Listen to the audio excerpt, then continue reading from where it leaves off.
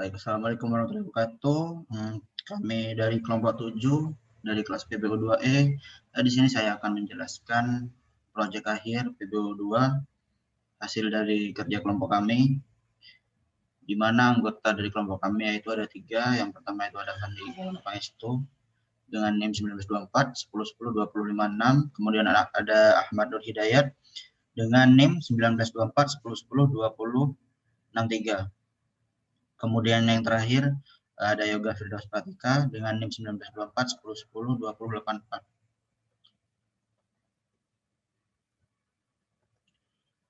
Di sini untuk latar belakang dibuatnya proyek yang kami buat ini itu disebabkan pada saat ini adalah masa pandemi yang banyak masyarakat yang menjalankan bisnis kecil, yaitu seperti barang sembako, beras, telur, kemudian barang pecah belah dan lainnya demi menambah pemasukan.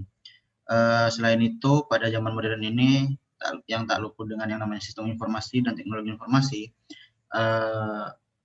maka dari itu kami ingin membuat sebuah aplikasi itu yang bernama Sistem Informasi Manajemen Penyimpanan Barang atau Sistem Informasi Manajemen Gudang Barang agar mempermudah dalam manajemen barang yang ada di gudang. Lalu memeriksa stok yang ada di gudang, apakah masih ada atau tidak, dan tanggal tak layak pakai kadaluarsanya, dan lain sebagainya. Kemudian untuk ruang lingkup aplikasinya itu, aplikasi yang kami buat itu memiliki tujuan untuk memudahkan para pemilik toko atau gudang agar lebih mudah dalam manajemen barang. Dalam aplikasi yang kami buat, pengguna akan diminta untuk login menggunakan username dan password mereka yang telah diinput dalam database agar bisa menggunakan fitur yang kami buat. Kemudian pengguna akan diminta untuk memilih menu apa yang akan pengguna pakai, misalnya input barang dan output barang, serta menambahkan barang baru yang belum pernah ada dalam database. Nah, kemudian pada aplikasi kami akan ada 2 jenis pengguna atau 2 aktor, yaitu owner atau sebagai pemilik serta karyawan, yang dimana owner dan karyawan ini akan mendapatkan fitur yang berbeda. Untuk karyawan sendiri itu hanya memiliki menu untuk menginput barang baru, menambah stok, output barang berupa stok, barang yang dikurangi, kemudian histori transaksi barang berupa input atau output, serta exit yang digunakan untuk keluar dari aplikasi. Kemudian untuk owner sendiri memiliki fitur yang dimiliki pada karyawan yang telah saya sebutkan barusan. Nah, untuk owner sendiri itu memiliki fitur tambahan, nah itu berupa menambahkan karyawan baru yang akan bekerja serta menampilkan karyawan yang ada, lalu bisa menghapus karyawan dari database seperti itu.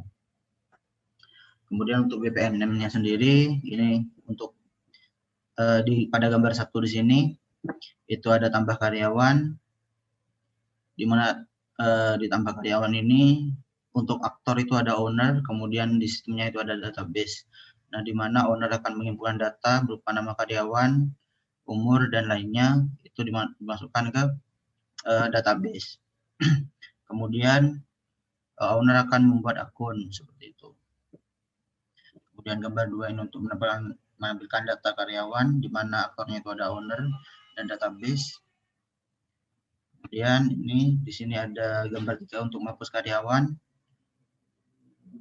Di gambar 4 juga ada tambah barang baru. Kemudian di gambar 5 ada menampilkan database barang, di mana owner itu bisa mengakses database untuk mengakses database barang. Kemudian ada di sini ada mengambil stok barang. Kemudian yang ke-7 itu ada tambah stok barang. Kemudian yang ke-8 itu untuk menampilkan histori transaksi barang. Kemudian ke-9 ini untuk menambah barang baru. Yang ke-10 ini mengambil stok barang. Yang ke-11 untuk menambah stok barang. Kemudian yang ke-12 menampilkan database barang, dan yang terakhir menampilkan histori transaksi barang. Di sini terdapat diagram objek ya. Untuk diagram objek ini ada 3, itu ada objek karyawan, objek barang, dan objek barang, di mana 2 objek barang ini berbeda. Yang pertama itu untuk owner, yang kedua itu untuk karyawan. Seperti itu. Kemudian untuk entity relationship diagramnya, yang kami gunakan sebagai database itu seperti ini. Jadi di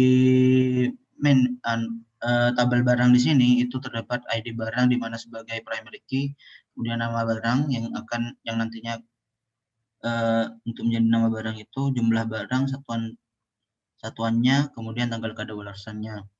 Untuk ID barangnya ini menjadi foreign key di bagian history. Tabel history, di mana tabel history ini memiliki primary key ID history, kemudian ada person ID yaitu foreign key yang nantinya akan ada di tabel person, foreign key yang berasal dari tabel person, kemudian barang ID yang berasal dari barang, keterangan, jumlah, satuan, dan tanggal. Untuk tabel person sendiri itu ada ID person sebagai primary key, nama, umur, jenis kelamin, role ini apakah dia karyawan atau owner atau perannya, kemudian ada username, password itu sebagai untuk login. Ini created, date time ini sebagai kapan dibuatnya owner atau karyawan itu. Lanjut. Selanjutnya, nama saya Ahmad Hidayat, NIM 19241012063. Di sini saya akan menjelaskan UI yang kita buat dengan menggunakan Expo Builder. Untuk yang fitur pertama, untuk setting pertama kita nyeting nama filenya yang berupa, kita setting nama sistem manajemen gudang dengan file eksportan berupa UI. UI dengan generate code-nya berupa Python. Selanjutnya kita ke fitur-fiturnya. Pertama fitur login. Di fitur login ini kita menggunakan panel sebagai alasnya untuk fitur-fiturnya. Kemudian stack loginnya, kemudian teks penjelasan. Dan untuk logonya kita pakai static bitmap. Untuk input namanya, username-nya sama password kita pakai style control tag, kemudian wax button untuk tombolnya. Kemudian untuk fitur karyawan. Fitur karyawan kita memakai fitur static tag untuk menambahkan nama fiturnya. Oh ya, sebelumnya di sini kita pakai box sizer untuk mengatur layout-nya. Kemudian pakai panel, box sizer lagi. Untuk mengatur layout-nya juga dikasih spacer.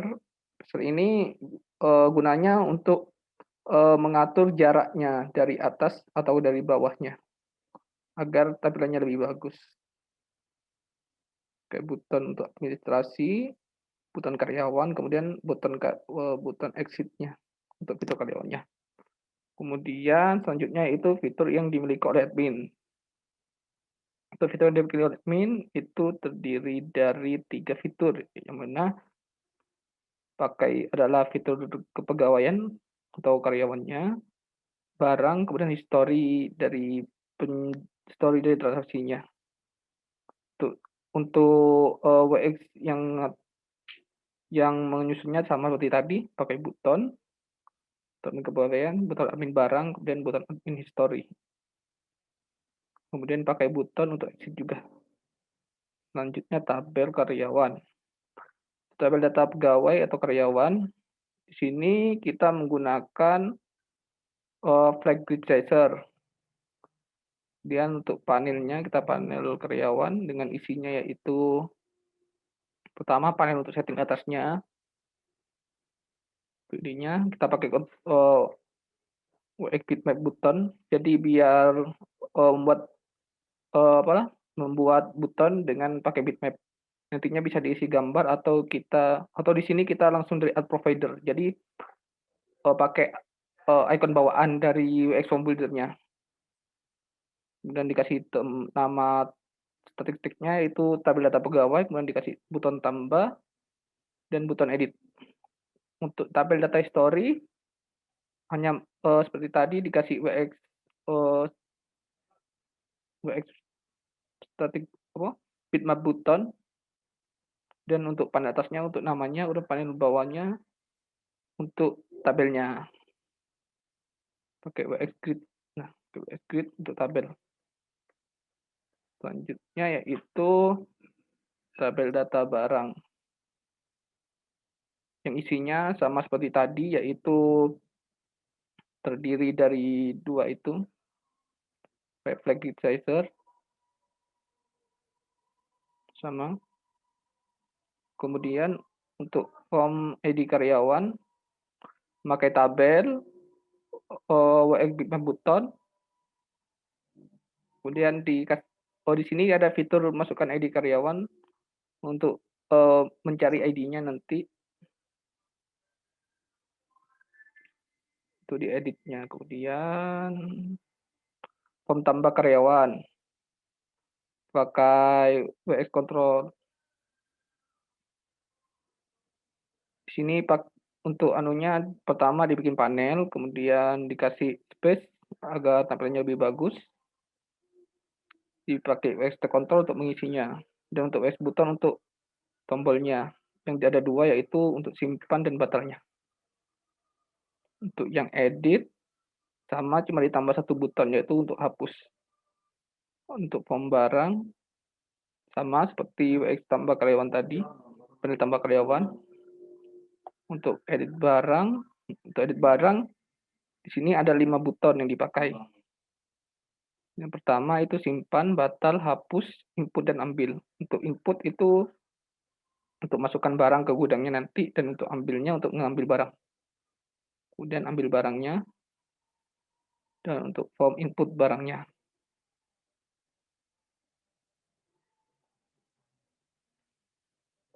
Untuk mengedit background-nya di sini, background buttonnya pakai background button, jadi pakai background ini disetting warnanya sesuai dengan yang diinginkan. Itu saja dari saya, kurang lebihnya mohon maaf. Dan akan dilanjutkan ke teman saya yang bernama Yoga Pratika Firdaus. Ya, nama saya Yoga Firdaus Pratika. Di sini saya akan menjelaskan bagaimana codingan ini berjalan. Yang pertama, kita harus menjalankan create. Fungsinya ini membuat database. Lalu kita jalankan. Setelah itu, kita masuk pada controller. Di sini kita import modul WX dan file UI. Import datetime, view, import class message, model, import model. Di sini ada kelas login yang membutuhkan model dan kelas UI fitur login. Di sini memakai init kelas fitur login agar dapat menampilkan frame-nya. Lalu pada kelas model kita super. Di sini ada tombol login. Ketika tombolnya diklik, maka kita ambil data yang ada yang diisi oleh user. Lalu kita set login, lalu kita ambil model login. Model login ini isinya query-nya select ID person, nama, username, password, dan role dari person. Lalu kita append ketika username atau password sama dengan kosong, maka kita menampilkan message. Isi message tersebut yaitu username kosong. Isi message-nya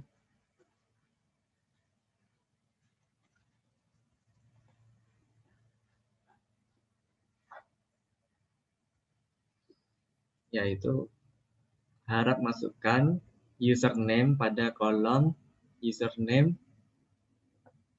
tidak boleh kosong. Kita coba jalankan. Seperti ini.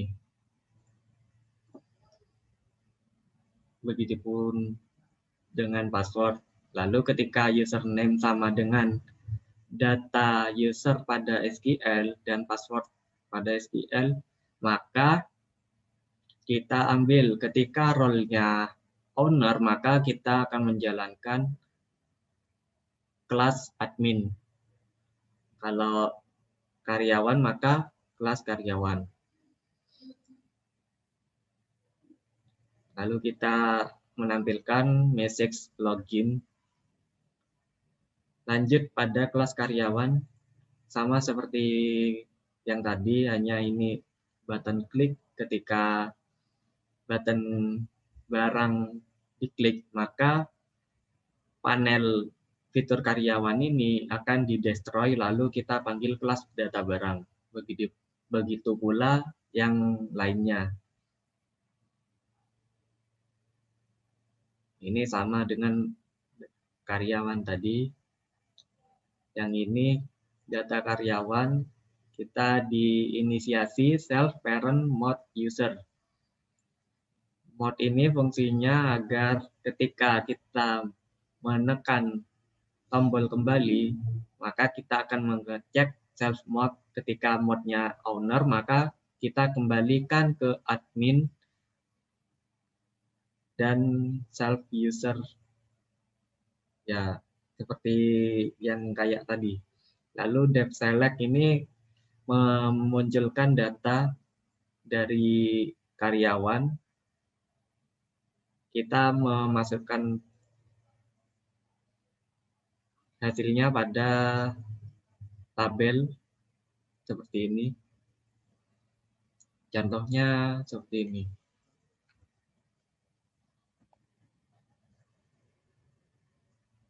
Ini kita menampilkan seperti ini.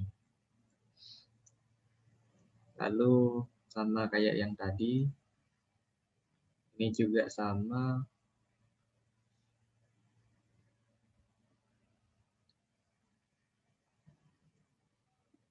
Lalu ini ketika diklik OK, maka kita mengambil data dari inputan user, terus dicek apakah inputan user ada pada database. Kalau tidak ada, maka kita kembalikan ke message unknown yang isinya mohon maaf, self message ini isinya ID karyawan tidak tersedia. Lanjut pada tambah karyawan. Ini ketika disimpan, maka kita ambil semua data pada inputan user, lalu kita cek apakah nama, umur kosong, jenis kelamin kosong. Ketika jenis kelamin sama dengan L atau P, terus self script date time ini date time now. Ini maksudnya menunjukkan waktu sekarang. Lalu kita tampilkan sukses, close, destroy. Fungsi self close sendiri ini untuk memutuskan koneksi. Lalu ketika batal, menampilkan message menambahkan karyawan batal. Ya, yang lainnya sama seperti yang tadi. Dev select ini kita ambil dari model select model karyawan yang isinya mengambil database dari person, di mana role-nya karyawan dan ID karyawan. Lalu diinputkan pada kolom. Lalu ini sama kayak yang tadi, mengecek data barang, ini sama kayak yang tadi.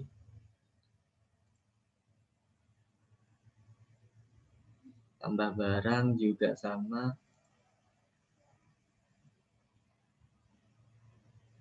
Ini ketika nama kosong, stok kosong, titel kosong,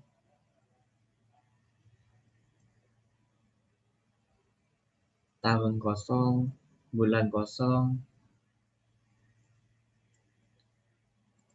self tanggal, itu isinya self tahun, bulan, hari. Lalu kita tambahkan pada model.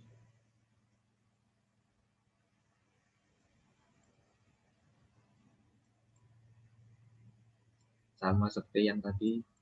Ini mengecek ID, sama seperti yang tadi.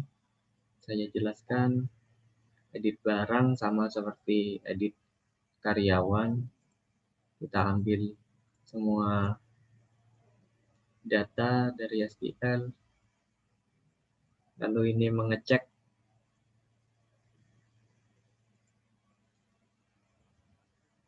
sama inputan barang.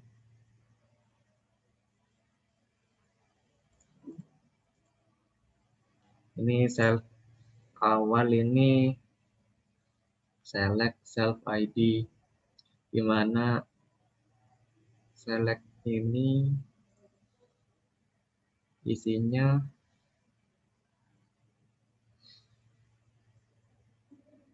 mengambil dari input barang, select input barang.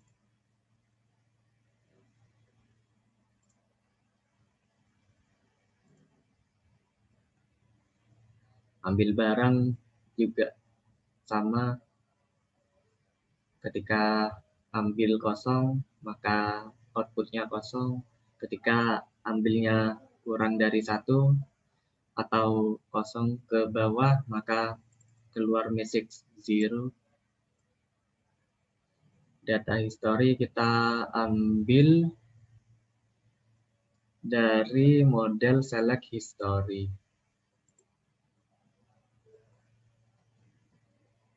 Select all from history, lalu di return hasilnya dimasukkan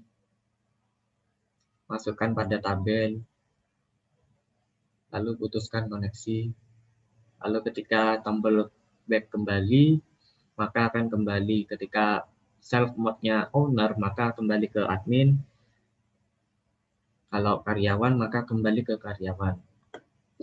If name sama dengan main, ketika file ini dijalankan maka akan menjalankan wx sama dengan wx up, wx up local sama dengan wx local, wx out. English ini maksudnya agar men-set lokal agar image bisa dibaca oleh Python. Lalu frame login kita declare login, lalu frame set icon, iconnya logo PNG, frame show, lalu up main loop. Sekian.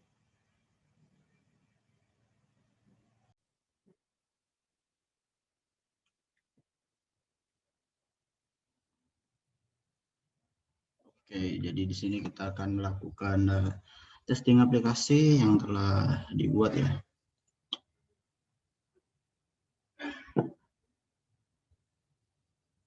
Jadi untuk running aplikasinya kita membutuhkan XAMPP untuk menjalankan SQL-nya.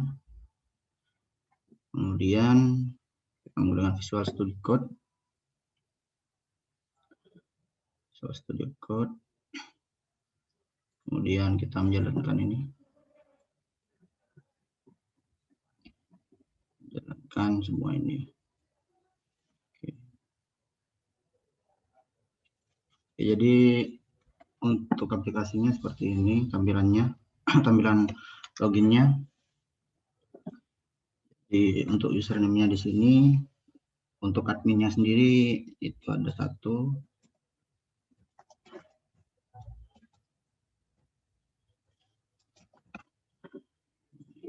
Jadi untuk adminnya itu ada Yoga.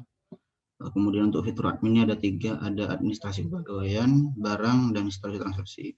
Di sini ada administrasi kepegawaian, di mana di sini kita bisa menambah user baru. Misal kita bisa menambah user baru itu namanya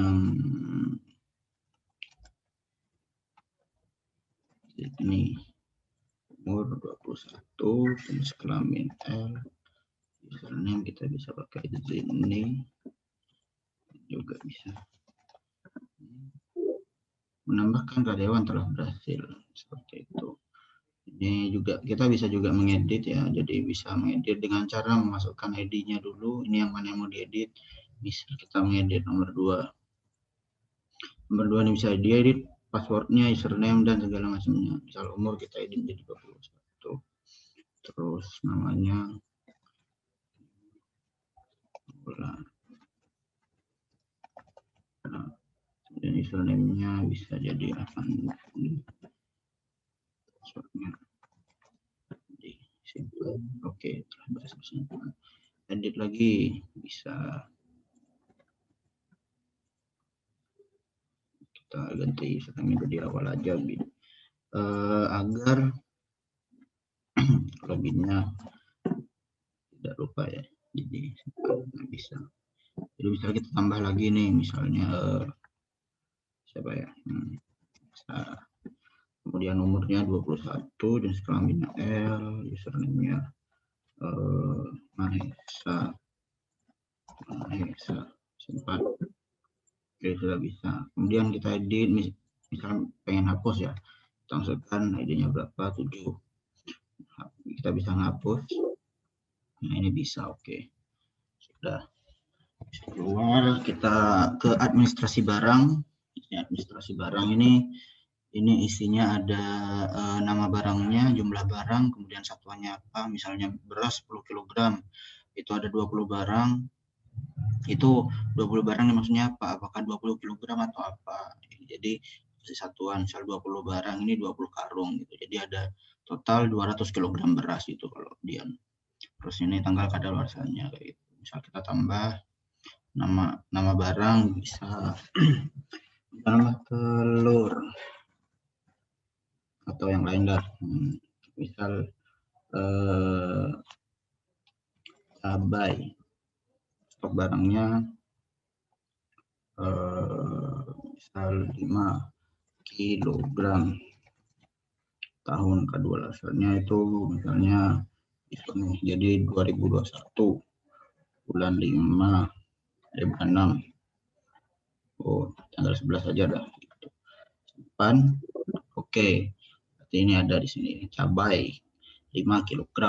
Misal kita edit nih, kita edit ID-nya 5 nih, kita edit karena misal sudah diambil nih,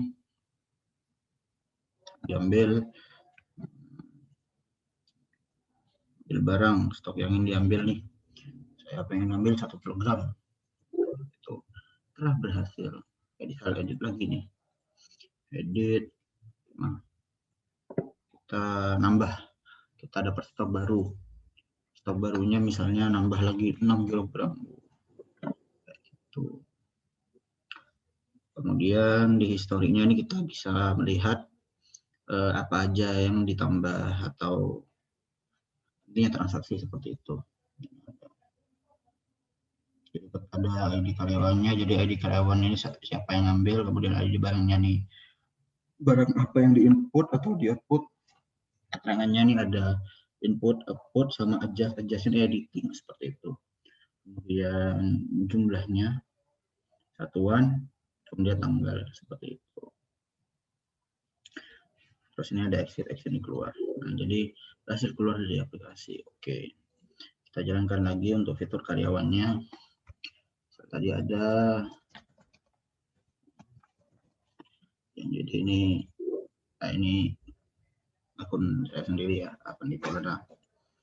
Di sini ada dua fitur ya, sama seperti yang fitur sebelumnya. Hanya saja untuk karyawan sendiri hanya 2 fitur, sementara untuk fitur admin itu ada 3 ya. Story juga sama. Mungkin seperti itu untuk running aplikasinya. Jadi Mungkin sekian dari kelompok kami, kurang lebihnya mohon maaf. Assalamualaikum warahmatullahi wabarakatuh.